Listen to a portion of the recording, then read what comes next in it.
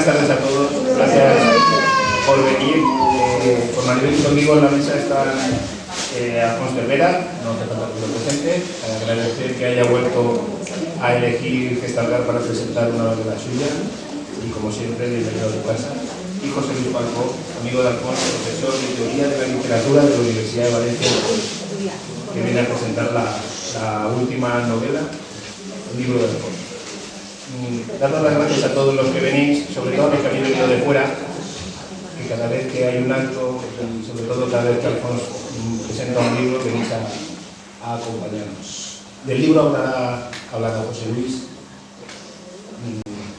Yo no lo he terminado, lo tengo que reconocer, pero es un libro que, sobre todo para los que vivimos aquí en Gestalgar, pues nos trae muchos recuerdos, porque siempre sale muchos vecinos reflejados y cuenta una historia que a la vez que dura es bonita, porque habla de los últimos días de su madre.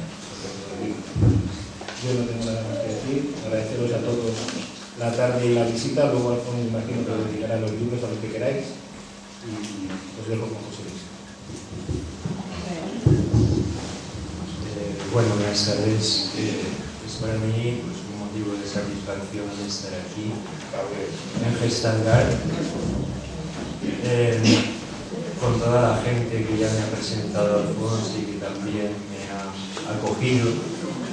Realmente yo le comentaba a Alfonso hace un momento que no sé si me tendría que presentar él a mí o yo a él, ¿no?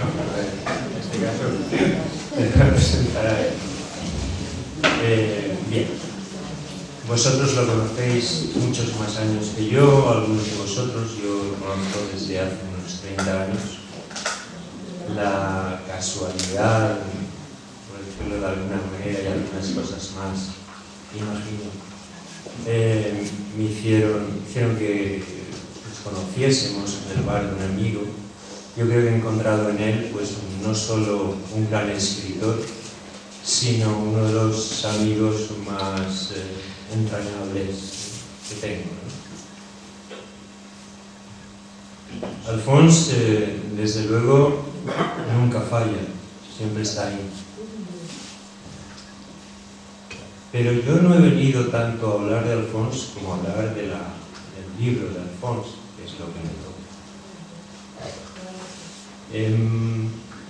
Yo diría que Alfonso ya tiene detrás de sí una trayectoria literaria pues, muy larga, más de la que figura en la solapa del libro, donde están todos los libros que ha publicado Montesinos, creo, pero faltan algunos que recuerdo yo. Una etapa consolidada con algunas de las mejores novelas que he podido yo leer en los últimos años, y esto lo digo independientemente de la amistad que nos une. Yo creo que siempre he sabido distinguir entre lo que es la amistad y lo que es la escritura. Es difícil, pero se puede. Esa trayectoria la ha llevado pues, a ser traducido, por ejemplo, su novela Maquis, una de las más conocidas, ha sido traducido en Francia y creo que es lectura obligada también en el bachiller. Yo creo que con esas vidas, que es el libro que toca hoy presentar, Alfonso da una vuelta de tuerca a lo que es su narrativa. Yo no quiero presentar este libro, por lo menos solo como un libro autobiográfico, en la medida que puede serlo, puede leerse en esa clave, sino, y sobre todo, por la calidad que el libro tiene. Porque todo material autobiográfico, si no lo conociésemos a Alfonso, por ejemplo, alguien podría leer ese libro como una novela, se puede leer perfectamente. Pero todo ese material autobiográfico desemboca en una escritura. Y la escritura, como el mismo Alfonso dice en algún momento de esas vidas, siempre tiene algo de ficción. Yo creo que este libro de Alfons necesita que nos perdamos en el libro. No es un libro sencillo, Alfons no suele dar facilidades al lector, cosa que algunos lectores agradecemos, sino todo lo contrario. No es un libro tampoco excesivamente complicado, pero digamos su artesanía, su orfebrería, la forma de tratar los temas, los motivos con los que está compuesto el texto, sí que es de una gran maestría. También en el texto, pues ya digo, se puede leer como una novela y yo prefiero leerlo, en este caso, como una novela más. Hay una cosa curiosa y es que cuando veníamos aquí, en el coche de Alfons, él cada vez que me hablaba del libro hablaba de mi novela. Y yo se lo he dicho, realmente yo la leo, al no conocer el pueblo, al no conoceros hasta hoy a vosotros, la leí yo en clave de ficción. ¿Eso qué quiere decir en clave de ficción? Pues que la novela nunca puede reflejar de una manera exacta lo que fue ni lo que es. Hay siempre entre lo que intentamos, por decirlo así, reflejar y lo que la escritura refleja, hay siempre una especie de distancia, hay siempre una especie de abismo. De abismo que no es fácil de salvar. Tampoco creo, como se ha dicho a veces, que el libro de Alfons trate exactamente de la muerte de su madre. Trata, porque la muerte de su madre, también lo veníamos hablando, es una especie de leitmotiv, es una especie de motivo recurrente, o de motivo al que se recurre, para enlazar otros motivos. Para enlazar otros motivos de una manera que a mí me asombra y que se lo he comentado a veces, porque la novela en realidad establece una dialéctica, es decir, establece un diálogo entre dos tiempos y dos ciudades también diferentes. Por una parte, el narrador está en Grenoble, y por otra parte, lo que está aconteciendo está aquí. Bueno, en este caso en los 10 años. Y el salto de uno a otro, de un tiempo a otro, se realiza de una manera muy cinematográfica. Es decir, es como si, en una frase, luego lo veremos, Alfons es capaz de pasar de un tiempo a otro, de una situación a otra, de una manera que el lector prácticamente ni se entera. Es lo que se hace en cine cuando se pasa de una secuencia a otra, que se le llamaba las figuras de Raccord. Las figuras de Raccord en cine consistían en que el espectador no se tenía que dar cuenta de que aquello estaba hecho de trozos, de que aquello estaba hecho de fragmentos. Y entonces, ¿cómo se pasaba de una a otra? Pues en el cine a través de las técnicas de Raccord. Aquí muchas veces es un objeto el que despierta un objeto, algo, una cosa, un río, por ejemplo, en el caso de Eliseo, en Grenoble, el que le despierta el recuerdo de Gestaldar, el recuerdo del río, el recuerdo. Por ejemplo, hay otro momento en que él se va a comprar unos pasteles en Grenoble, desde el tiempo presente, desde el tiempo desde el que cuenta, y se acuerda de los brazos de gitano que hacía su madre. Es decir, lo va enlazando todo de tal manera. ¿Pero por qué? ¿Claro? Lo que hay que tener en cuenta es que él lo que hace es una escritura de la memoria, una escritura del recuerdo, y que el recuerdo es muchas veces caprichoso. Es decir, no recordamos linealmente, sino que vamos saltando de unos recuerdos a otros. De manera, es una constante en bastantes de esos Alfons, de manera que, pero aquí me parece que está muy bien dicho. De manera que puedes saltar de unos recuerdos a otros llevando un poco, sin que al lector le parezca excesivamente brusco.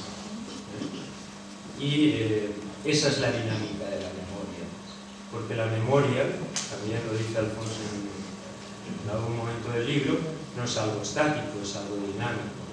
Nosotros recordamos las cosas, todos tenemos esa experiencia, cada vez de una manera diferente. Siempre le vamos añadiendo, ¿no?, pequeños matices, pequeñas cosas a lo recordado.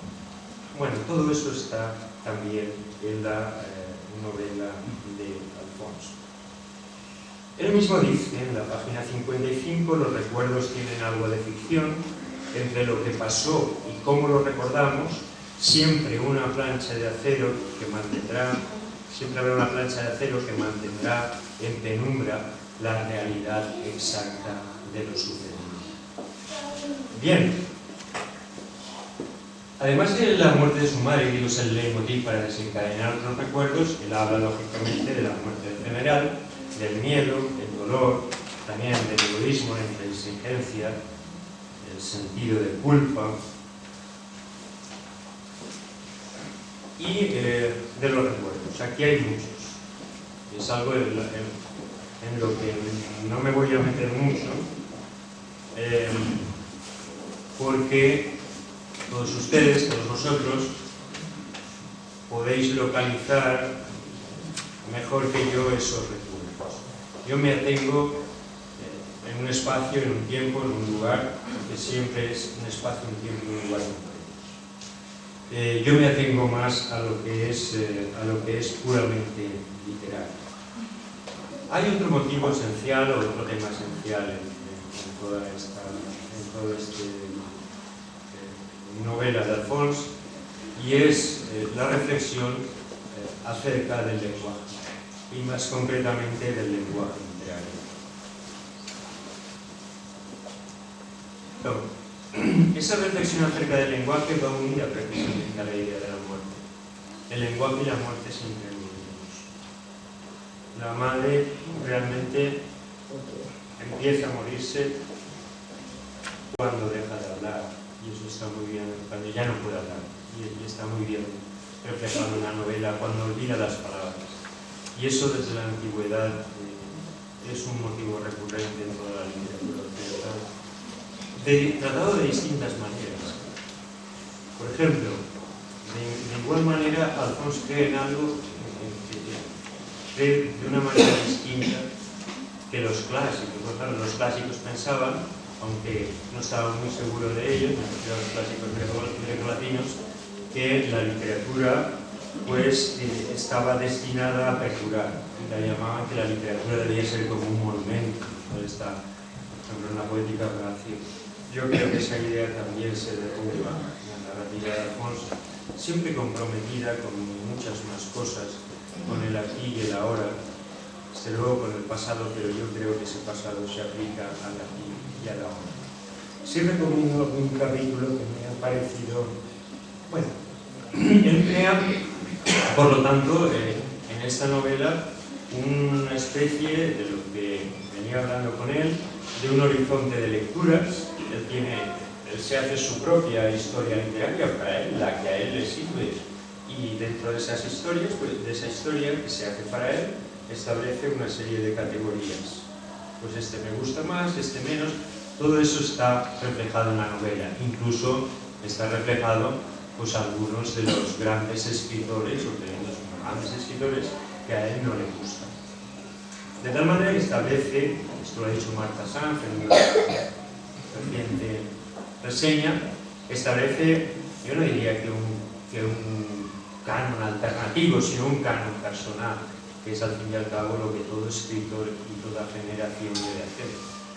No sé quién decía que cada generación está obligado a releer la historia. Es decir, que cada generación tenía que volver a dar un sentido a la historia, pero no solo a la historia de la literatura.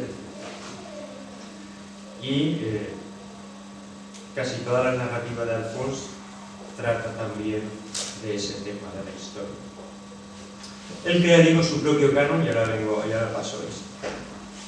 Su propio canon, donde hay una serie de autores que podéis encontrar: Fernando Valls, Rafael Shirles, pero también está entre los que se mencionan más Kafka, Walter Benjamin, Viedma, Bernard. Bien, hay una cuestión, y es que realmente las novelas de Alphonse, la narrativa de Alphonse, no trata de la historia como puede tratar un libro de historia. Él habla siempre de la intrahistoria, de lo que uno llamaba la intrahistoria, que es la historia cotidiana del pueblo. La historia del pueblo incluso en los tiempos de la inmediata posguerra, más que de la historia de los grandes acontecimientos, sino esa historia pequeña de los pueblos y de las ciudades que tanto interesaba a una mujer. Hay más cosas, por ejemplo, a mí me llama mucho la atención en la relación entre madre e hijo las transferencias que se dan entre uno y otro. Porque Alphonse es a veces el que se enfada, otras veces son transferencias de sentimientos, de miedos, de estados de ánimo. Y hay un párrafo muy bonito en la página 30. La dejaba con sus murmuraciones y regresaba al estudio con rabia. Subía las escaleras temblando, como si el miedo fuera entonces mío, no de ella, como si me perteneciera, como si fuese yo quien se estuviese muriendo y la dignidad que ella reclamaba para su dejadez y su abandono me hubiera sido impunemente transferido. Hay siempre ese fondo. Hay muchas cosas más, pero tampoco pasar. Por ejemplo, me ha llamado mucho la atención el tratamiento de la casa familiar.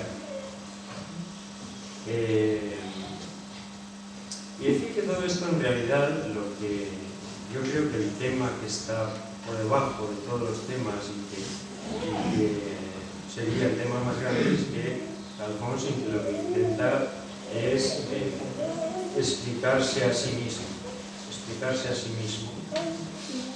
Para saber cómo uno es, tiene que saber más o menos lo que ha sucedido, cómo ha sido la gente que le ha precedido y en qué situación se encuentra. Y todo eso está también como ejercicio de autoconocimiento de esta novela. Es una novela como todas las de Alphonse, que tiene una vertiente poética muy importante. Esa vertiente poética ha estado siempre presente desde el primer libro de Alphonse hasta la actualidad. Es una vertiente concebida pues a base del ritmo, a base de una escritura en la que se van enlazando a veces cosas que aparentemente no tienen relación y que hay que buscárselas, pero es una cuestión también y efectivamente de oído. Hay ritmos poéticos y hay ritmos que no se sabe por qué no te crean ninguna sensación ni te sugieren nada. En cambio, en las novelas de Alphonse sí que sucede.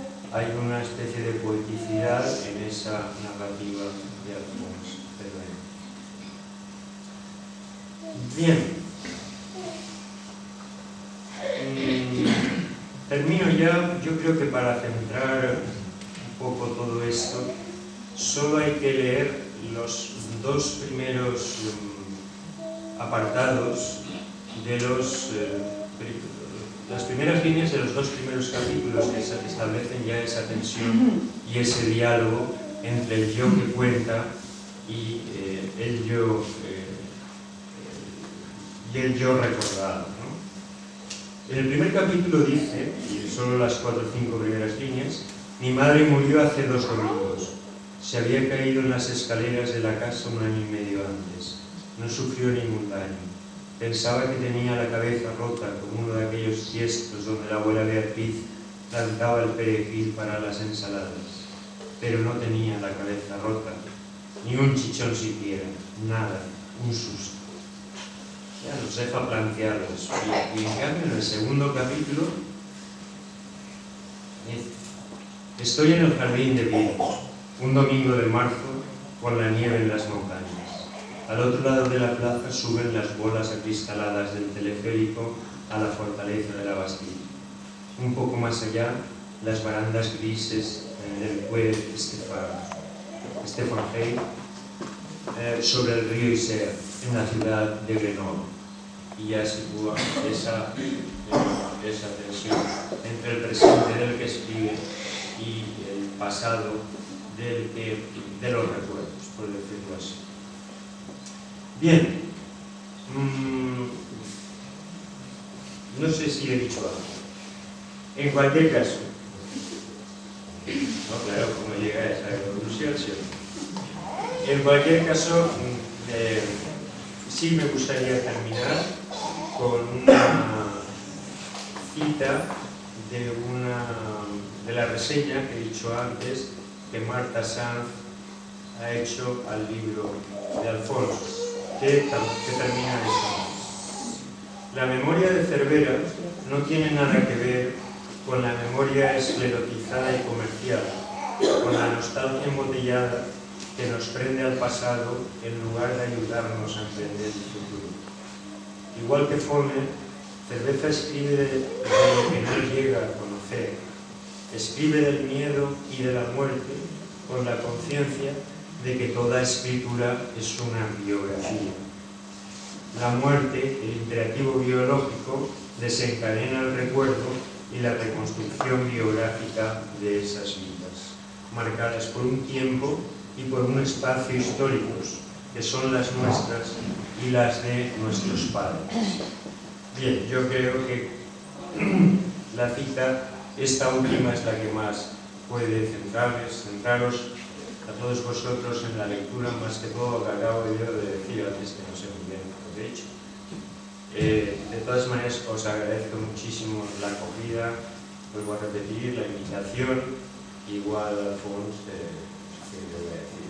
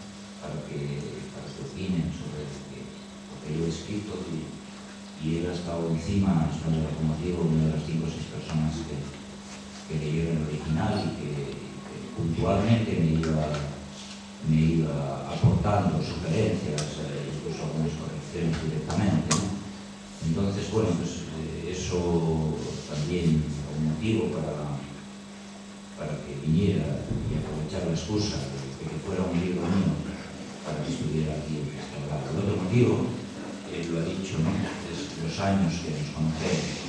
José Luis, profesor de la Universidad de Valencia, y que yo lo conocí, pues yo he contado muchas veces cómo me dediqué a escribir. Yo no había pensado nunca dedicarme a escribir, jamás, ¿no? Yo empecé a escribir porque me despidieron de un trabajo cuando trabajaba en la Universidad de Manchester, y eso que te queda con una mano delante y otra detrás, y dices, bueno, ¿y qué hago ahora, no? Me quedo duro y ¿qué hago? Pues, claro, me despidieron con mala buena, porque tenía razón para despedirme. Ya está, o sea que no me hago ninguna cruz, pues ya está, pues. Y además lo digo con un cierto orgullo. Me despidieron, creo que lo conmigo un día. Y dije, ¿qué hago? Y entonces, pues bueno, me encuentro, como les digo, y me encuentro en un periódico que decía concurso de cuentos, Paterna, era una pasta para entonces, 25.000 pelas en Paterna, con un cuento, y dije, pues yo voy a escribir un cuento. Y no había escrito un cuento en mi vida. Y escribí un cuento y casi lo ganó el premio. De finalista, y salió en el periódico. El escritor Alfonso Cervera, que era finalista, y cuando me miro de escritor dije, joder, pues esto debe ser facilísimo. Yo no he escrito nunca, ya me dije que era el periódico, era escritor. Y bueno, entonces tenía un amigo, sigo teniendo un amigo de Alba, muy amigo mío, que ya era un poeta importante, entonces, muy importante, empezaba a escribir poesía. Y él, pues eso, él escribía y conocía gente. José Luis ya era entonces, posiblemente en aquellos momentos, uno de los poetas jóvenes más importantes, ¿no? Entonces, yo no tenía ni idea de lo que era escribir, él ya era, y que conocía de alguna manera un grupo de estudiantes universitarios que escribían poesía, y entré en contacto con ellos, pero yo seguía sin escribir. O sea, yo me dediqué a escribir el cuento y pues ya está, sin más, ¿no? Pero bueno, ellos sí que escribían. Yo, José Luis, la verdad que no lo conocí entonces, ¿no? Conocí más a otra gente. Y al final, pues, de esta corrida de los cuentos, pues, casi que de toda aquella gente, lo único que se dedica a escribir, casi que soy yo, ¿no? Casi que lo único que le cogió afición a aquello de José Luis es un poeta excelente, de los poetas que escribe poco, ¿no? Pero bueno, siempre estamos esperando que algún libro suyo de poesía aparezca pronto, porque lo que seguro es que escribe, que no lo publica. Pues entonces, a partir de ese momento en que yo ni soy escritor ni soy nada, y encuentro a gente que sí que sabía, de hecho, cuando conozco a José Luis más de verdad es cuando yo no lo conocía y me presento a un concurso de relatos que era en el Alcoaz, y lo gané. Ese sí que lo gané, que es mi primer libro, de vampiros y otros asuntos amorosos. Y lo juraba hasta caer, ¿no? Yo no lo conocía entonces. Y bueno, la verdad es que desde esos años que dije, que son cerca de 30 años, somos los amigos fuertes. Y de los amigos fuertes en el sentido que los dos de alguna manera formamos parte, aquí hay alguna gente que conoce esa historia, formamos parte de un grupo de gente que nos movemos alrededor de los años 80 en Valencia, escribiendo, ¿no? Un sitio pues, muy emblemático de la ciudad de Valencia, que es el barrio del Carmen, alrededor de esos bares que decía José Luis, nos movíamos. Y entonces, bueno, pues, de toda aquella gente que luego cada uno ya pegó para donde pudo, pues unos para acá, otros para allá, prácticamente el núcleo de aquella gente, los dos que seguimos cultivando esa amistad Machamartillo, somos José Luis y yo, no hemos dejado nunca de que podrá pasar que pasar tiempos sin vernos, pero no hemos dejado nunca de vernos. Entonces, el motivo de la amistad es otro, yo creo que el principal, por el cual le dije a José Luis que viniera a estar con nosotros esta tarde, diciéndole eso, ¿no? Que mucha de la gente que ha venido a este pueblo se ha quedado muy cerca siempre de este pueblo. En segundo lugar, os he de hacer también una aclaración por deber, ¿no? Es que este acto estaba anunciado para ayer por la tarde, a las 8.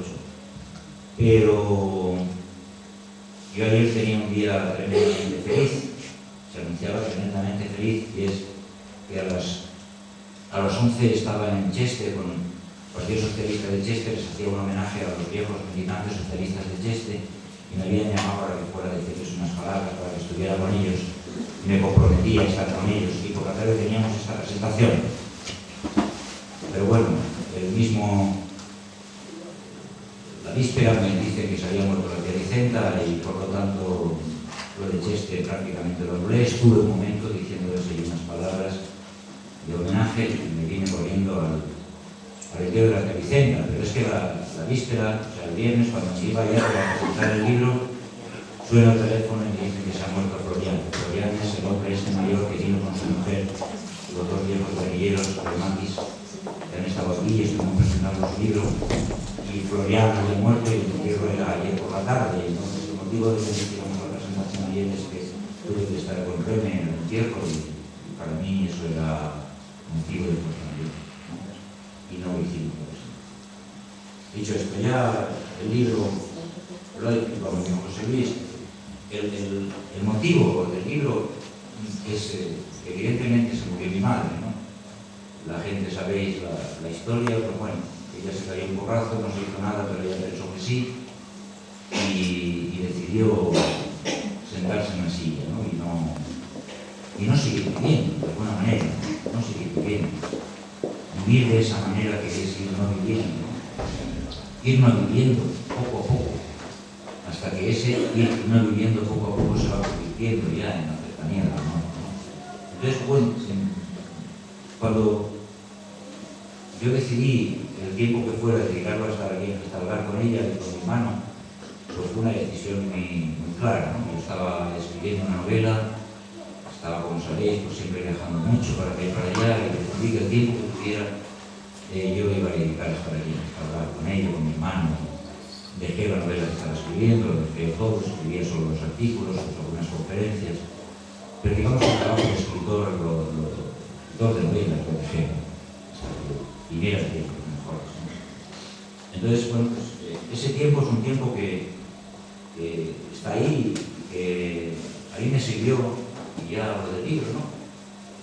Y hay una cosa muy clara, el libro se titula Esas vidas, no se titula Esa muerte. Entonces, eso ya es lo más clave. Es decir, si yo hubiera querido escribir un libro sobre la muerte, lo hubiera titulado Esa muerte. ¿Vale? ¿Cuál de título es Esa muerte? Esas vidas que Esa muerte, igual. Entonces, los títulos no son inocentes. Entonces, si lo he titulado Esas vidas es porque yo estoy convencido que en el libro hay más vida que muerte. Claro que hay una mujer que se muere, pero hay muchísimas más personas que viven. Y no solamente muchísimas más personas que viven, sino que han ayudado a vivir mejor a mi madre el tiempo que duró y a ayudarme a mí muchísimo a ese paso, a ese tránsito, a ese tiempo, a vivirlo mejor, ¿no? Yo viajaba con mucha tranquilidad y muchas de estas cosas me cogían en Francia, me cogían aquí, me cogían allá, pero yo sabía que ese tiempo que yo había decidido pues, estar con mi madre, pues, estaba bien cubierto por toda la gente que pasaba por mi casa, gente que se asentó allí prácticamente ayudándome, ¿no? Y ayudando a mi madre, ¿no? Entonces, claro que ese es el motivo, pero a mí me gustaría que el libro, y pues hubiese insistido mucho en eso, que el libro os hicierais conmigo la pregunta del millón de un escritor. ¿Qué pasa con este libro cuando lo lea gente que no me conoce de nada y que no conoce esta lugar? No conoce a mi madre? ¿Qué pasa con este libro cuando se lea fuera de aquí y muy lejos de aquí, ¿no? Pues no tienen por qué relacionar lo que se cuenta en el libro con la realidad, con la verdad. No tienen por qué. Es más, ningún libro que podáis encontraros que diga que eso es lo que pasó de verdad es mentira. La verdad no se puede contar, porque no está clara la verdad. ¿Cuántas veces os veis aludía al papel de recuerdo de mi novela o mi libro, ¿no? Una historia vivida por dos personas a la vez, en el mismo sitio, cada uno la cuenta de una manera diferente después, y no con el ánimo de engañar, sino que la memoria es traicionera. Recordamos lo que recordamos, y no lo recordamos todo. Por eso cuando se dice los más viejos del lugar son los que nos pueden decir cómo pasaron las cosas. No, cuidado. Los más viejos del lugar han pasado muchísimos años y a la hora de recordar no lo recuerdan todo. ¿Y qué es lo que hacen? Y aquí es la maravilla de la memoria. ¿Qué es lo que hace? Cuando uno va a recordar, en aquel punto en que se queda callado y no recuerda, lo que se hace no es saltar, sino rellenar. Uno está contando una historia y llega al jueves y dice, mira, yo el lunes fui tal, el martes fui tal, el miércoles tal, y de repente dice, hostia, ¿y el jueves? ¿Y qué hace? ¿Pasa el viernes? No, se inventa algo para el jueves. Claro, la memoria funciona así. Y esto es lo que hace que la memoria sea una mezcla, lo decía José Luis, que yo pongo en el libro. Los recuerdos también son ficción, porque nadie asegura que la memoria sea cierta. Nada. Ni siquiera la de los que han vivido directamente la cosa. Claro. Entonces, a mí me gustaría que el libro se leyera. Bueno, es muy difícil que no lo leáis en clave de la gente que conocéis, porque toda la gente que aparece en libros la conocéis, toda la gente, ¿no? Yo solamente he mantenido de mis novelas, precisamente para darle un punto de ficción. Yo he mantenido como nombre del pueblo Los Guisares, y no he puesto restaurado, porque quería darle ese punto de relación con mis anteriores novelas, y he mantenido los Guisares. Pero desde el momento que pongo Los Guisares, ya le estoy dando una inclinación de ficción. Es decir, ¿puede ser verdad lo que pasa en un lugar imaginario? Porque el libro está lleno de ese juego de realidad y de ficción. Entonces, una lectura es esa, ¿no? Ya sé que en este pueblo va a ser muy difícil distanciarnos, ¿no? Porque conocemos a la gente que sale del libro. Luego, hay algo que también ha comentado Luis, y es que si voy a hablar de la muerte de mi madre, o de la muerte, nos encontramos con una evidencia, y es primero, que nadie sabe nada de la muerte, y esto no es un tópico.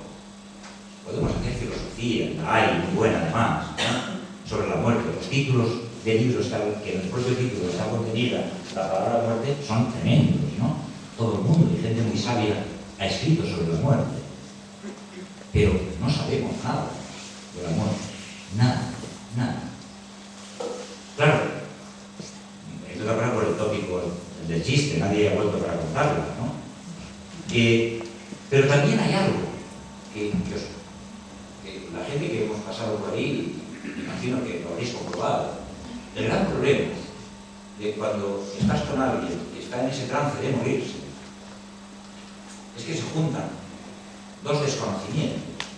Quien se está muriendo no sabe morirse, porque a nadie le han enseñado a morirse, por mucho que a lo mejor hayan terapias, para nada, para nada. Sí que puedes a lo mejor morir, ¿cómo vas a ir a un sitio para aprender a morir? Gracias, ¿no? Porque un cenizo, ¿no? Aprender a morir, no sabemos vivir. Incluso para morirse, para morirse bien. Claro, ¿no? Para que en este terreno de la autoayuda todo sirve, ¿no? Está la historia por ahí de autoayuda, que había que pegarle fuego al autor, ¿no? Con lo de la autoayuda, muchas veces, ¿no? Entonces, aprender a morirse, pero si no sabemos vivir. Claro. Entonces, por una parte la persona que está muriendo no sabe morirse. Entonces, claro, porque no quiere. Y ahora hablaremos también de eso. Pero cuidado. Y la gente que cuida. Y la gente que incluso convencida ha dicho, yo me voy a quedar con esta persona. ¿Qué sabe? Nada. Tampoco sabe nada. ¿Cómo reaccionamos ante eso? ¿Cómo reaccionamos ante eso?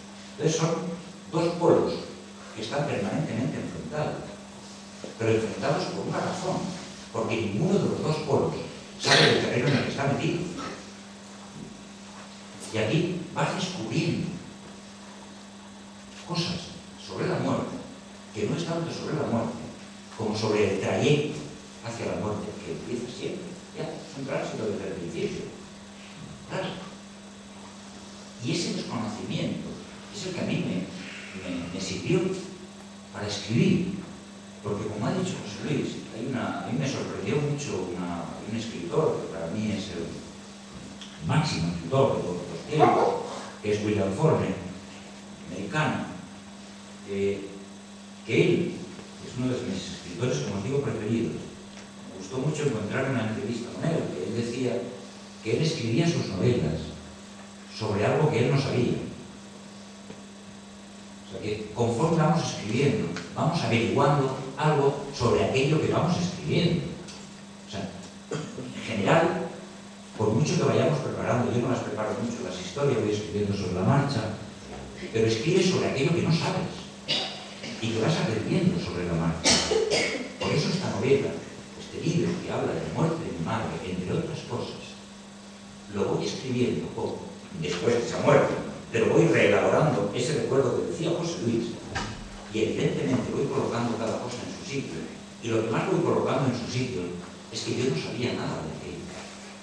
Y vas descubriendo cosas que yo creo que no es solo mi madre, sino podemos generalizar bastante. El tópico de que una persona cuando llega a ser de mayor se quiere morir. Pues no. Y además no hay ninguna razón que eso pueda asegurarlo. Ninguna. Hablo en general. Ninguna. ¿Qué razón puede haber para que una persona que tiene 90 años diga que he vivido bastante? Pues si ha llegado a los 90 años, quiere llegar a los 220. Claro. Entonces, que hay momentos que eso se puede confundir con una desgana, con un no vivir, ¿no? Pero no hay ninguna cosa que testigue eso. Siempre la vida hay algo que hacer en ello, ¿no? Entonces, te das cuenta de que no, de que hay algo que te aferra a la vida y no a la muerte. Descubrir un poco este tópico, ¿no? Y es lo que hace que la persona que se está muriendo, entre otras razones, se convierta en una persona obsesiva con ella misma y exige a los demás de alrededor una pleitesía tremenda. Toda la vida de alrededor tiene que ir alrededor de la persona que se está muriendo. Y es un derecho que tiene. Y más si es una madre que dice, si yo te he dedicado la vida, también exigimos que nos la dediquemos. Y entran en una especie de cabezonería permanente. Todo tiene que ir alrededor. Cuando bajaba la gente, la tienda, quien fuera y decía, hoy vamos a cambiar de comida, ella misma, directa o indirectamente, decía, ya podéis hacer la comida, pero no me la voy a comer. Directa o indirectamente. Y o era el caldo de todos los días, que era un coñazo hacer el caldo todos los días allí, o no comía. Es decir, hay una especie de isla que se crean entre ellos, que es su seguridad, es mantenerse en aquello que han vivido. Entonces, claro, eso genera una relación tremenda entre la persona y sus alrededores. Es decir, hay momentos en que saltan chispas, porque una persona no sabe morirse y la otra persona no sabe estar con una persona que se está muriendo. En esta reacción casi maravillosa de la gente que se muere, hay también algo simpático, y es simpático para los que se quedan, pero no para la gente que se va. Y es decir, joder, yo me voy, y ¿por qué se queda? Es que puede parecer marciano, pero es que son todos mecanismos. ¿Y por qué se queda? Luego, cuando entran en un delirio que no entienden nada, es otra cosa. Pero en los momentos de lucidez, las reflexiones son esas, ¿por qué se queda? Entonces hay una serie de cosas que no admite la gente que se va y que tiene todo el derecho del mundo a reafirmarse en la vida. Por eso, precisamente, el título, aparte de que en el libro aparecen muchas vidas, yo quería remarcar la vida de mi madre, incluso cuando se está muriendo, porque ella se aferra a la vida, aunque dijera que se quiere morir. Y por eso cuento una anécdota tan simpática, a veces se queda mucho con esa anécdota. Hay gente que me ha llamado y me ha dicho, oye, esa anécdota es genial, ¿no? Pero no es genial finalmente, es que es verdad. Cuando a mi madre le ponías el yogur y yo me metía en la cocina y sabía lo que iba a hacer, yo me metía en la cocina y me miraba. Cuando cogía el yogur y miraba la fecha de caducidad. Y yo sabía, y decía, ¿qué estás haciendo? Pues el yogur está malo y te envenenas, acabas antes, ¿no? Claro. Es decir, que no.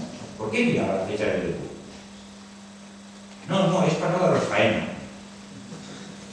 La fecha del yogur, pues no te quieres envenenar. Porque la vida es bonita, aunque estés en una silla. Es una manera, una afirmación y unas discusiones a veces duras, ¿no? Pero en que cada uno está defendiendo su terreno. Es que de una puñetera vez. Es que la muerte no es bonita. Es que la muerte, como digo en el artículo que le dedicaba a Florian García ayer en el periódico, 15 líneas que escribí que me la pidieron de urgencia, la muerte es una mierda. Así lo escribía en el periódico ayer, por esas palabras. Eso es otra cosa diferente a cuando San Pedro dice: estoy harto de vivir porque esto no es vivir, ponerme algo que me quiero morir. O cuando alguien está llegando a ese punto del sufrimiento, hay que exigirle una puñetera vez también en este país lo de la eutanasia. Pero esto es otra cosa. Esto es otra cosa. Yo estoy hablando de la vida y no de la muerte. Pues precisamente se genera esa relación tempestuosa que es la bonita. Yo cuando digo las discusiones que podía tener con mi madre, es que las historias son esas. Es que no hay ninguna historia bonita que sea tranquila. Como dice una frase muy literaria, los amores felices no tienen literatura. Si pintaran solo los amores felices, ¿dónde estarían las grandes obras de la literatura? ¿Dónde estaría Madame Bovary? ¿Dónde estaría Ana Karenina? ¿Dónde estarían películas como Perdón la hierba? Lo que el viento se llevó. Claro. Si lo perfecto no existe. Entonces, la relación que se genera es una relación tempestuosa y por lo tanto apasionada. Y de alguna manera eso también lo quería dejar reflejado en el libro, que no es fácil estar con alguien que se está muriendo y a esa persona que se está muriendo no es fácil estar con la gente que sigue viva. Se produce una relación, como decía José Luis, dialéctica, de diálogo entre uno y otro, que lo tienes que llevar bien, ¿no? Entonces yo no he querido hacer un libro sobre pacientes, para nada, para nada, para nada. He querido hacer un libro del dolor, evidentemente, de la incomprensión de la muerte, evidentemente, de lo difícil que es enfrentarte a ella si estás en ese trance y vivir con alguien que está en ese trance, porque lo desconocemos todo de ese trance. Y a mí me ha servido mucho escribir sobre esto. Pero, ojo, que lo decía también José Luis, ¿es un libro solo sobre la muerte de alguien? Pues no, y lo veréis. Ocupa el espacio que ocupa la muerte de mi madre. Y ahí están todas las personas que estuvieron con nosotros. Parecen toda esta gente, ¿no? Pero es muchas más cosas. A mí, todas las personas que nos ayudaron en esos meses, están ahí en el libro, y algunas que a lo mejor no están, también pasaba por casa, ¿no? Pero hay también algo que a mí me ayudó muchísimo, ¿no? A mí, cuando me preguntan estos días el libro, yo digo: mira, yo me gustaría que mi libro se leyera como una especie de invitación a la lectura. De invitación a la lectura. Yo creo que siempre he leído mucho, es lo que más me gusta, más que escribir, me gusta leer, ¿no? Pero creo que si especialmente leí mucho fue en ese año y medio. Lo que más hacía era leer. Y por eso todas las referencias que decía José Luis que están en mi libro, los escritores que aparecen, las novelas que aparecen, los poemas que aparecen, eran los libros que a mí me ayudaban a entender mejor todo eso. Lo que yo llamo el poder salvífico, salvador de los libros. Me ayudaron tanto como las personas que me ayudaban a estar con mi madre, sobre todo cuando yo no estaba. Los libros, el papel que juegan los libros, yo lo he escrito muchas veces. Hoy mi artículo de Levante era sobre los libros. Lo he escrito muchas veces. Los libros que nos han salvado la vida. Y es verdad. Y digo salvado la vida en el sentido de que hay cosas que no entendemos y de repente las encuentras en un libro. Y además las encuentras en una novela que es todo mentira. Y te enseña a entender mucho mejor que cualquier libro. Te ayuda. Entonces, la ayuda de los libros. Mi libro está lleno de libros. Escritores. Es gente que te ayudó en su momento. En ese momento yo leía mucho y recurría a los libros, a los discos, y también están ahí en el libro, ¿no? Entonces, ¿qué más hay en el libro? Sobre todo lo que decía José Luis, escritura. Porque claro, mi madre se muere. Yo no había pensado nunca en escribir la muerte de mi madre, ni nada relacionado con eso. Aunque algún amigo me sugirió que contara esa experiencia. En el sentido este que os comentaba, de lo difícil que es, ¿no? El diálogo a veces tremendo que se produce entre las dos personas, ¿no? Pero no se me había porque pensaba que era muy difícil. Y estando en Grenoble, uno de mis viajes a Francia, pues me vino, como decía José Luis, por asociación. Por asociación. Paseaba por Grenoble, estuve muchos días allí en este viaje. Era una semana después de morirse mi madre, una semana después, o sea que estuve a punto de demorar el viaje porque me había encontrado con ánimo, y fueron mis propios colegas los que me dijeron, que igual te hace bien y tal, ¿no? Y de ahí se me ocurrieron cosas, ¿no? Que yo estaba muy diciendo de mi madre, lo que decía José Luis es verdad, que lo escribo en el libro. Pues cuando entré a comprar una tienda, que no hay unas tiendas de chocolate que son una maravilla, ¿no? Y cuando entraba, me acordaba del brazo gitano de mi madre, ¿no? Y entonces, toda esa evocación, el río, ¿no? De un río me pasaba a otro, ¿no? Y entonces, eran unos días de lluvia, de mucha melancolía, y yo la verdad es que viajo mucho y cuando estoy una semana fuera, ya quiero volver. De hecho, en el último viaje a Francia me volví casi una semana antes, ¿no? Y había muchas evocaciones allí que me llevaban a recordar. Y esas evocaciones, no más que un día, hicieron que en un café, en el más antiguo de Grenoble, se llama la Plataforma, me puse a tomar notas, ¿no? Cosa que yo no suelo hacer, pero me puse a tomar notas en una libreta. Y es cuando yo empecé a pensar que seguramente iba a continuar con esta historia. Porque ya tenía claro algo que para los escritores, como decía José Luis, es fundamental. ¿Desde dónde cuentas? ¿Cuál es tu presente? ¿Cuál es tu presente? Yo puedo contar una historia de la Edad Media, pero ¿desde dónde la cuentas? ¿Tu hoy cuál es? Y mi hoy era Grenoble. Toda la acción transcurre en Grenoble. Yo desde Grenoble recuerdo. Y ahí está la complicación. Cuando yo decido, vale, lo voy a escribir. Vale. De hecho, lo anuncio allí mismo, en Grenoble, con mis compañeros, digo, mira, creo que voy a empezar a escribir este libro. Pero luego viene el problema. ¿Cómo lo escribes? ¿Cómo? El gran problema de ser escritor, no es tener historias magníficas. Historias magníficas tiene todo el mundo. Todo el mundo. Un día en la cárcel, que voy a hacer, como sabéis, algunos cursos de escritura en la cárcel desde hace muchos años, ¿no? De hecho, aquí en alguna ocasión en esta sala alguien dijo, ahí tenías que estar, ¿no? Entonces, cuando un día estaba hablando con ellos, en un curso de escritura que les hago, ¿no? Y un chaval dijo, joder, pero es que si yo contara mi vida, yo conocía el historial, desde luego lo tiene cumplido, ¿no? Si yo contara mi vida, como diciendo, qué libraco saldría, ¿no? Y le dije, es que a lo mejor te salía una mierda, porque no sabes escribir. Y al decir no sabes escribir me refería a dominar, que son los materiales. A mí me dicen que haga esta mesa, pues por arriba, por abajo, y al tirar las tablas me sobran por todos los lados. Uno sabe hacer lo que cree que sabe hacer, y piensa que lo puede hacer más o menos bien, ¿no? Depende de cómo lo escribas. Entonces, yo el problema que tenía con esta historia, mira, se la tenía clara. Mi madre, mis amigos, la gente, el pueblo. ¿Y cómo se escribe eso? Además, es una historia tan complicada, tan noble, restaurar. Las personas de allí, las personas de aquí, ¿no? El rollo de la muerte que os contaba tan complicado, ¿no? Y el reto estaba ahí. El reto estaba en cómo quiero escribir.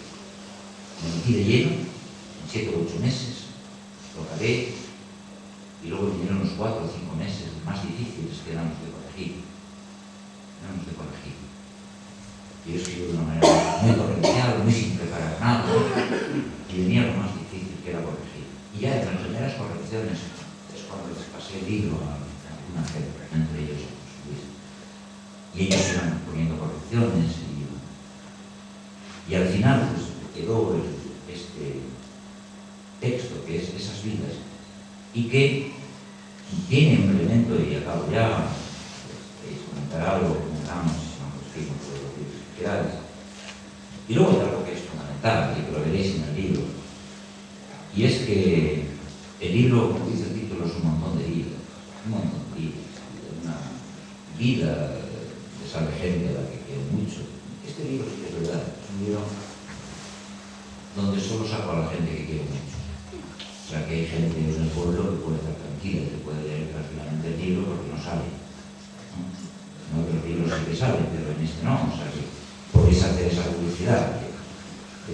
que la gente que en algunas ocasiones se ha sentido identificada con los malos, por llamarlo de alguna manera, solo son la gente que quiere la vida, ¿no? Solo lo siento por ellos, porque se han quedado sin libros. Uno puede presumir siempre que salen los libros míos, bueno, pues no salen, lo siento por ellos.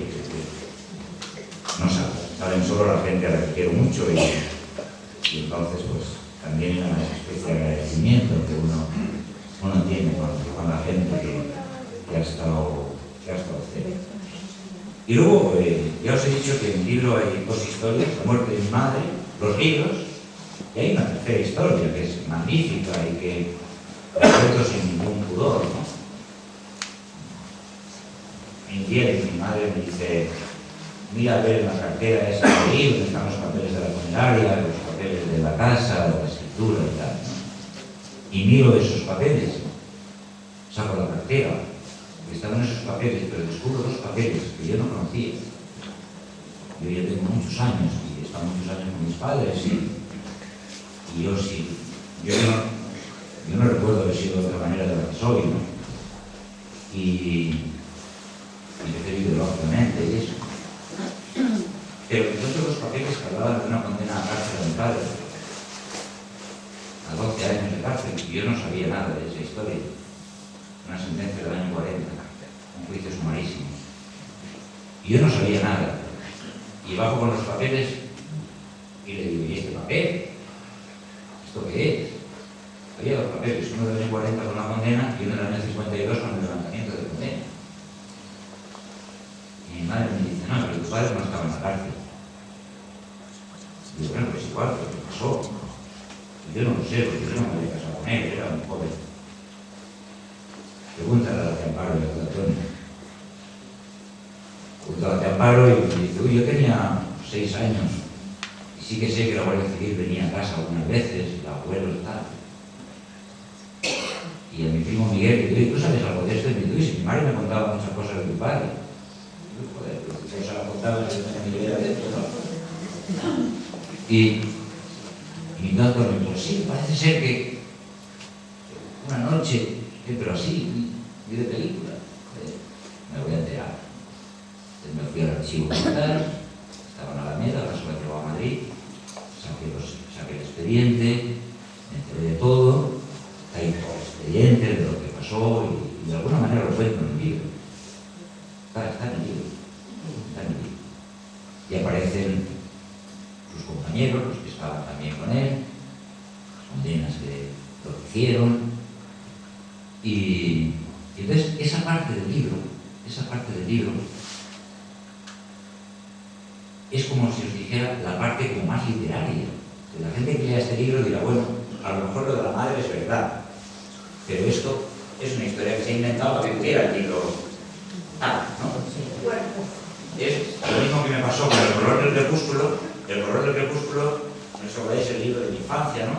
Y en El color del crepúsculo había una historia. En El color del crepúsculo todo el mundo se piensa que es real, porque se cuenta, que es verdad, ¿no? Esto es inventado. Todo inventado en El color del crepúsculo, cuando éramos críos. Pero hay una historia en El color del crepúsculo que es del abuelo Claudio, y es verdad. Un día empezó a estar muy malo, muy enfermo, y nadie sabía por qué. Se ponía enfermo, ¿no? Y estuvo malo, hasta que se moría, nosotros éramos muy críos, ¿no? Los nietos. Y al final lo que le pasó es que se había bebido una sanguijuela. Había bebido agua y la sanguijuela anticipaba. Le pasó a él y a Antonio, que era un corredor de bus, ¿no? Les contaba lo de la sanguijuela, de cómo la pulsó un día. Y a partir de ese día se puso bien. Y la gente me decía, fijaros bien, la gente leía esa novela y me decía, ya os he dicho que de toda la novela, el único capítulo de verdad era el de la sanguijuela. Y la gente me decía, oye, lo de la sanguijuela también es verdad. O sea que lo que era verdad, la gente consideraba imposible. Y lo que de verdad no había inventado pensaban que era real, ¿no? Entonces, claro, con la historia esta de mi padre y de sus otros 5 colegas, ¿no? Pues la gente, esto es una historia que se ha inventado para que sea más literaria, ¿no? No, pues es verdad, pasó. Y bueno, me cuento ahí en la novela, lo cuento muy respetuosamente, muy bien, ¿no? Cuento pues ese momento en el pueblo, de la efervescencia revolucionaria, cuando la guerra, cuando tal, y claro, lo cuento más o menos como fue. Pero bueno, son esas historias las que están en esas vidas, ¿no? La historia de la muerte de mi madre, con todo lo difícil que es, y que ya os he dicho, no esperéis encontrar una historia bonita, es difícil. La historia de mi padre sale con mi hermano, con letras, con un personaje que la gente que ha leído el libro, fijaros qué cosa, no se queda con el personaje de mi hermano más que con ningún otro personaje, ¿no? El otro día me escribía una escritora muy amiga mía, que quedó finalista en el Premio Planeta hace 3 años, creo. Compró enseguida la novela y me decía, me gusta más que ninguna otra de las tuyas. Me he enamorado del personaje de tu hermano, ¿no? Entonces, claro, es un personaje que tiene mucha fuerza también en ese libro, ¿no? Es decir, que está todo ese protagonismo de las vidas que vosotros conocéis, está esa historia desconocida, ¿no? Que evidentemente a mí me sorprendió mucho y me gustó mucho escribirla, y sobre todo está la historia de esos libros, la historia de los libros, la invitación a la lectura, ¿no? Y lo que queda ya es el que vosotros pues podáis leerlo, podáis tener vuestra propia opinión, pero que, como os digo, y como han dicho ya alguna gente que lo ha leído y que ha escrito sobre el libro, es un libro bastante duro, con pocas complacencias, muy poético, como dice José Luis, muy poético, pero con pocas complacencias. Lo que me negaba es hacer un libro en mira, hoy, una mujer que pobrecita, que se está muriendo, ahora tal. No, una mujer como cualquier otra mujer, con sus fuerzas, con sus debilidades, con todo lo que lleva a su alrededor, unos recuerdos, algunos bonitos, otros no tanto, una historia, como la que os cuento, de mi padre, y sobre todo una historia de amor por los libros. Es una historia de amor por los libros.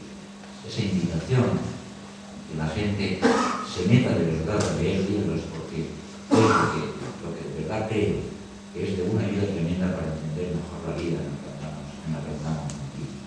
Y eso, más que leer el libro, como esas muertes, leer el libro como lo que de verdad es, el montón de vida que hay en ese libro. La muerte, porque se murió mi madre, pero la vida que había alrededor y la que ella misma defendía todo el tiempo, aunque dijera lo que quiero es morir, aunque dijera eso, lo que estaba es aferrándose a la vida que se está leyendo. Y luego, y acabo, pues está lo que yo hago en mis libros. Siempre sabéis que, bueno, en las portadas, pues, como me decía no sé quién, a tu familia tendrás que pagarles derechos de autor. Entonces, esta foto es una foto que yo guardo por casa, ¿no? Pequeña, donde está en el teologio de Carmen, mi madre. Y es la foto de una feria, de Marión. No sé si aquí en el pueblo, si es en el pueblo de la Valencia, no lo sé. Pero es una foto que a mí me ha gustado siempre mucho, ¿no? Siempre me ha gustado mucho. Es una ampliación que la Asociación de Nivel de Restaurar la hicieron. Yo tengo el original y esta que la fotografié de la que hay en el albergue, y es la que la editorial les envió la foto por si servía y la puse ahí.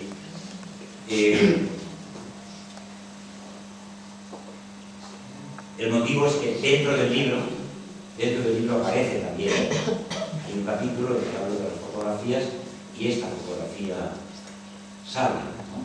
Esta misma fotografía sale mucho en un capítulo, ¿no? Sale también, ¿no? Sale mucha gente, porque hablar un montón, y hay mucha gente de la Asociación de Restaurar, pues también lo pongo con sus exposiciones, los digo amigos y amigas de Valles Aires, ¿no? Entonces, la fotografía ahí tiene un punto de importancia, ¿no? En el capítulo de las fotografías, hemos hablado de las fotografías expuestas y de esta misma foto, ¿no? Entonces, era, digamos, también el homenaje a mi madre y a la gente que fue su amiga, ¿no? Falta mi padre, como veis, me decía Carmen el otro día que ese día mi padre estaba enfadado, ¿no? Y que no había querido salir en la foto. Bueno, él se lo perdió. Yo ahora, para acabar y sepáis qué es lo que os leo rápidamente, muy a prisa, me gustaría leerlo más despacio, pero ya es muy tarde, pero sí permitidme que lo lea para que veáis de qué estamos hablando, ¿no? Es el primer capítulo del libro. Voy a leer más rápido de lo que debería. Bueno, mi madre murió hace 2 domingos. Se había caído en las escaleras de la casa 1 año y medio antes. No sufrió ningún daño. Pensaba que tenía la cabeza rota, como uno de aquellos tiestos donde la abuela Beatriz plantaba el perejil para las ensaladas. Pero no tenía la cabeza rota, ni un chichón siquiera, nada, un susto. Eso se me quedó en los ojos aquella mañana de agosto. El pueblo ardía y en el río se bañaban los veraneantes. El golpe no dejó ninguna huella, pero acabó matándola. La muerte está siempre ahí, cercana, huele a su posible presa, la va tentando. Como si fuera un milagro insignificante, le ofrece lo mejor de su sombra. Se golpeó en la cabeza y tardó en levantarse. Luego dijo que la cabeza se le había roto por dentro. La llevamos al hospital, un TAC, la mancha de un tumor antiguo que no dejó ninguna huella. Estaba ahí, como un grano inútil, nada más. No valía la pena la intervención quirúrgica. Es muy mayor y a esas edades no se adelanta nada en la mesa de operaciones. Era la opinión de los médicos y la nuestra, la mía. El médico la miraba con ternura. ¿Cómo se encuentra? Ella también lo miraba con ternura. Bien. Cuando volvió a casa tenía miedo. Pensaba que se iba a caer, como en la escalera unos días antes. Se ayudaba con un bastón. Tentaba el suelo con el extremo de goma antideslizante. Los pasos eran como los de una tortuga. Rectaba en vez de caminar. El golpe la había llenado de miedo. No tenía nada, pero ella contestaba siempre lo mismo. Tengo miedo. Y tener miedo es tener algo, ¿no? Dejó el bastón y pasó a caminar por un andador. La misma lentitud, la misma manera de arrastrarse como una culebra que saca la lengua del estudio al peligro. La casa era una cueva oscura, habitada por monstruos. Como cuando era niña y al salir de la escuela recorría con sus amigas los escondites de la montaña en los alrededores del castillo. O como la noche en que los hombres del monte mataron en el callejón del cine a un maestro nacional. Esto está en el mismo de las personas de verdad. Eso fue después de la guerra, muy poco después. Lo recordaba perfectamente, aunque el tumor la fuera dejando con la memoria a medias. Unas cosas se recuerdan y otras no. Y más a su edad. La memoria nunca la tenemos entera, y a los 90 años aún menos. De vez en cuando levantaba la cabeza y miraba con los ojos llenos de agua. Es como si sus ojos siguieran aquí, de lo que ahora escribo. Nada ajena aún su muerte. Esa muerte que sea de quien sea, y según dicen quienes entienden de esas cosas, siempre será la muerte de un fantasma. Brillan como si reflejaran la luz blanca del fluorescente que cruza las vigas del techo. La casa tiene muchos años. Pone una fecha en la superficie repintada de la cantarera, 1849, más años que ella. Algunas veces es como si quisiera preguntar si las casas antiguas también tendrán miedos. No lo pregunta, pero mira los números de la cantarera y pone cara de haber descubierto algo que para los demás pasa desapercibido. Así miraba muchas tardes y luego escondía la cara entre los hombros. La humillaba sobre la toca de color azul con que lo escurría, no tanto para aliviar el frío, cuanto por un sentido de la belleza que nunca la abandonaría. Las fotografías de la familia que guardamos en una caja de zapatos muestran el esplendor de sus 15 años. Y más tarde, ese otro esplendor que desprendía su rostro el día de la boda con mi padre. No se ríe en esa fotografía. Abre ligeramente la boca, mira al centro de la cámara y se busca por dentro, como en los últimos días de su vida. Su piel es lo que más llamaba la atención, tersa, brillante, sin una sola arruga. Y eso que odiaba las cremas. Y la colonia. Debemos oler a lo que somos, decía apartando la mano de Ángeles cuando intentaba peinarla, recién levantada, con un poco de perfume fresco.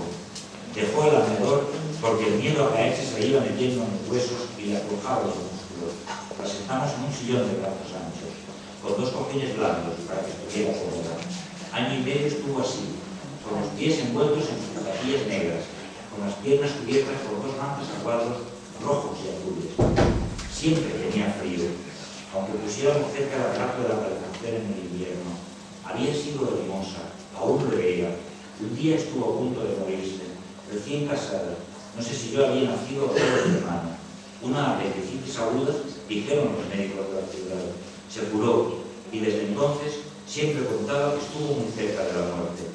No tuvo nunca ninguna otra enfermedad, solo la caída en la escalera, el miedo, la seguridad de que tenía rota por dentro la cabeza. 2 semanas antes de morir, había empezado a extraviar de la memoria las palabras más habituales. Se quedaba con la mirada en ningún sitio, como si buscara inútilmente esas palabras, las que le servían para comunicarse con quienes venían a visitarla, con mi hermano, conmigo. Después de la imposibilidad de encontrarlas, hundía la cabeza en los pliegues de la toca azul. Algunas veces lloraba de rabia, luego se le pasaba y volvía a mirarlo todo como si no fuera a morirse a los pocos días ni nunca. Tras perder la memoria de las palabras, dejó de hablar. Se le entraban los sonidos en la garganta, le salían con dificultad, luego ya se le quedaban dentro. Entonces habló unos días con los ojos, muy pocos días. Dijo que no quería ver a nadie, ni comer, ni beber, y que la llevásemos a la cama. Le mojábamos los labios con un algodón húmedo. De vez en cuando admitía unas cucharadas de zumo. Un día abrió mucho los ojos. Vinieron Marcia y Laia a verla, y Laia le apretó las manos. Ella también las apretaba con fuerza, como si no quisiera soltarlas de la niebla.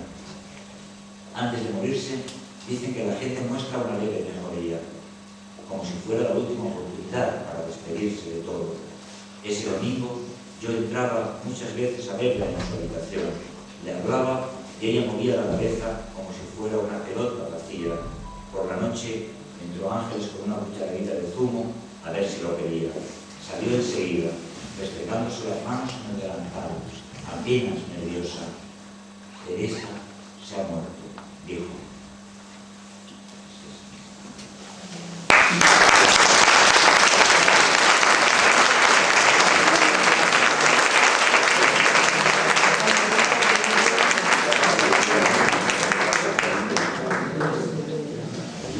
Pues bueno, lo que he dicho, he visto algunas otras que aparecen y no aparecen con nombre, pero sí que están incluidas en todo ese grupo de gente que entraba y salía de mi casa, unas con nombres, otras sin nombres, ¿no?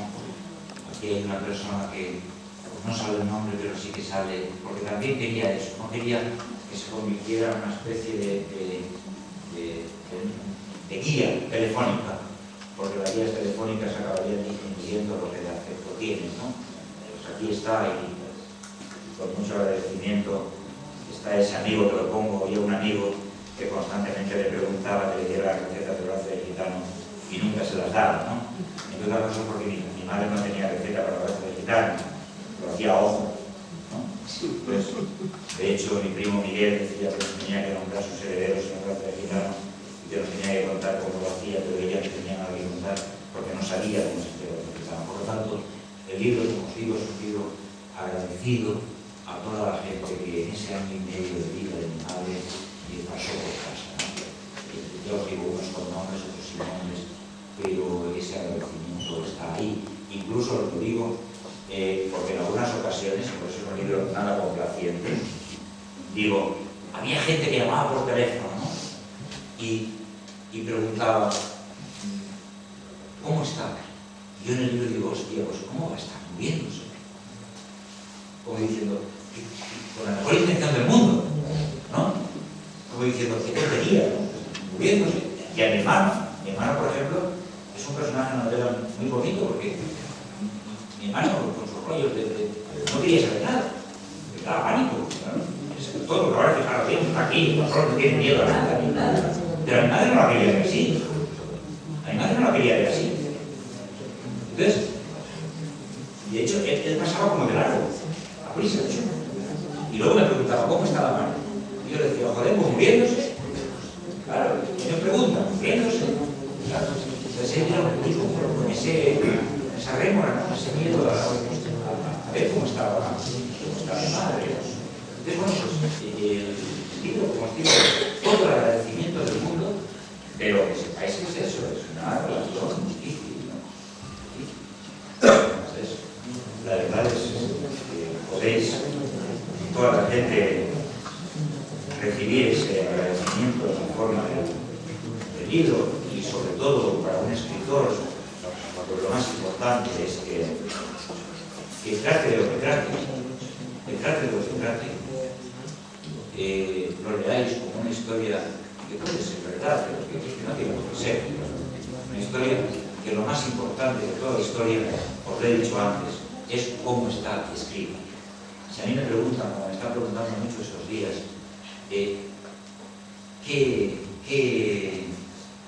digamos, lo que más te gustaría trasladarle a la gente, ¿no? Pues es eso, ¿no? Es el trabajo que ha costado de escribir, es eso, el trabajo que hay de escritura en esta historia. Y eso está por encima de la historia de la muerte de mi madre.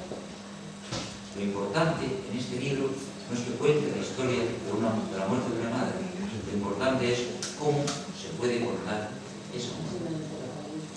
Porque es muy difícil contar el dolor, muy difícil. Para mí ha sido un ejercicio, porque a mí me decían, te va a servir para lo de tu madre. Y yo decía, pues si mi madre está muerta, ¿de qué me va a servir el cielo muerte de mi madre? Como terapia. Hombre, pues vaya gracia. La terapia era la escritura. ¿Cómo de morir después de 2 años sin escribir? Yo me enfrentaba al libro. Yo nunca había estado tanto sin escribir. Yo no he parado de escribir, nunca. Y esos 2 años de parón, la terapia era si era capaz de escribir un libro nuevo. No de mi madre, que estaba por decir en la suela. Si la gente se muere y tenemos que cumplir con el vacío. Y eso tan grande, de las grandes palabras, como alguna gente, uy, la muerte, la partida, la relación, para nada. Si la ausencia es de pequeñas cosas, es esta cosa que estaba aquí y tenía relación mental, ese sitio donde estábamos a punto de presentar, las pequeñas cosas del recuerdo. Pero gran dolor. Ya toda la otra noche me preguntaba una mujer, oye, ¿cuánto dura el dolor? Porque tenía a su madre así muy mala. ¿Cuánto dura el dolor? ¿Tú sabes lo que me estás preguntando? ¿Cuánto dura el dolor? El dolor ya no está. Son otras cosas. Otras cosas. Es vaciar la casa, como lo llamamos Miguel Dalí y yo, y llenar 60 bolsas de basura industrial de cosas que en mi casa no servían para nada. 60 bolsas de basura industrial. Están así. 60. Claro, sin querer tiramos también los zapatos de mi hermano. Pero 60 bolsas de basura industrial. Eso es la historia de este libro. De las pequeñas cosas. De los rincones que no conoces. Que no reconoces porque para ellos. Es leer el libro sin ningún temor, sin ningún drama, para nada. Bueno, son sugerencias, no sabes, claro. Bueno,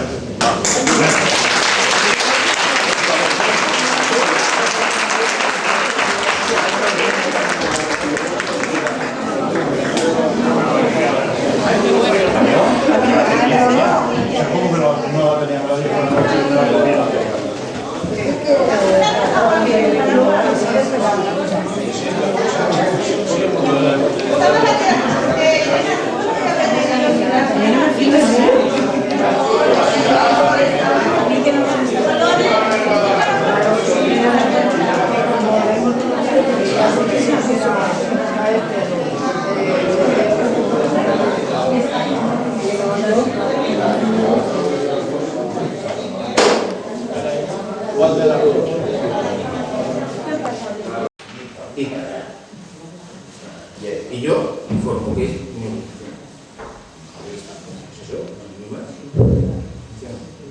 Yo quiero que quede bien claro que Ahora tú lo concediste la licencia porque dices que vino de abajo que se podía conceder bien.